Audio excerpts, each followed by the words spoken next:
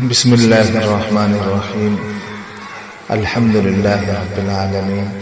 اللهم صل على سيدنا ومولانا محمد وعلى آل سيدنا ومولانا محمد وبارك وسلم. میں جو کچھ عرض کر رہا ہوں یہ نصیحت پہلے میرے لیے ہے، پھر آپ حضرات کے لیے ہے. نصیحت کا عنوان ہے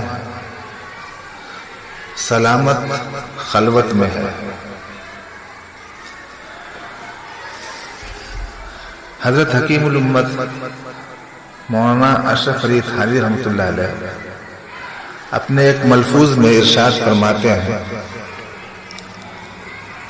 کہ حضرت حذیفہ مرعشی فرماتے تھے کہ کوئی نیک کام میں اس سے افضل نہیں سمجھتا کہ آدمی اپنے گھر میں رہے، کسی سے اختلاط نہ کرے، اور اگر میرے سامنے کوئی ایسی تدبیر ہوتی جو مجھے ادائے فرض کے لیے باہر نکلنے سے سبکدوش کر دیتی تو میں ضرور اس کو کر لیتا. حضرت رحمت اللہ علیہ کہ اس ارشاد اور نصیحت کا خلاصہ اور اس کی تشریح یہ ہے کہ خلوت و تنہائی کی دولت ایک مومن کے لیے عظیم دولت ہے، مگر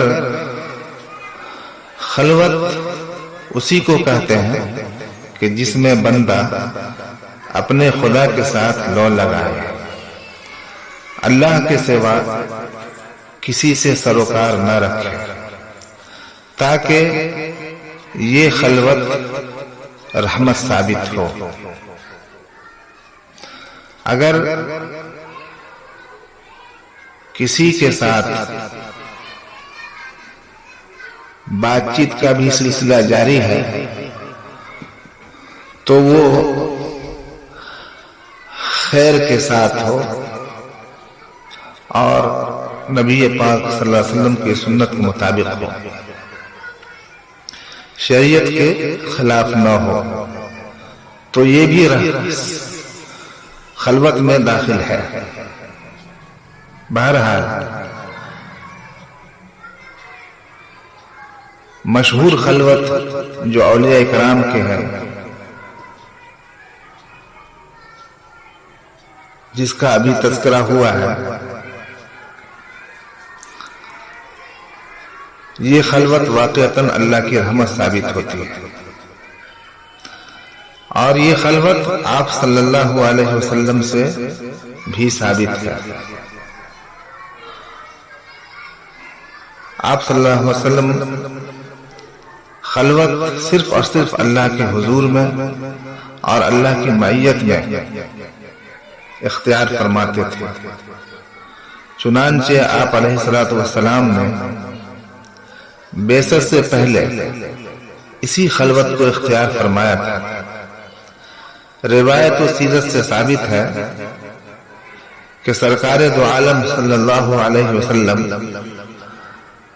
غار حرا میں کئی روز تک مسلسل خلوت میں عبادت الہی میں مشغول رہتے تھے.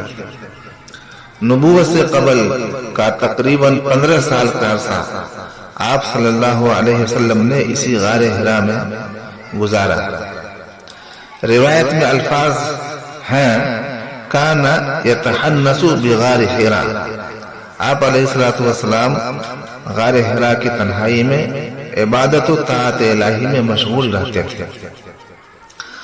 حضرت مولانا ادریس صاحب کاندھلوی رحمۃ اللہ علیہ سیرت مصطفیٰ میں ایک جگہ تحریر فرماتے ہیں کہ خلوت میں آپ صلی اللہ علیہ وسلم اس لیے رہتے تھے کہ خلوت میں اللہ کی رحمت ہوتی ہے.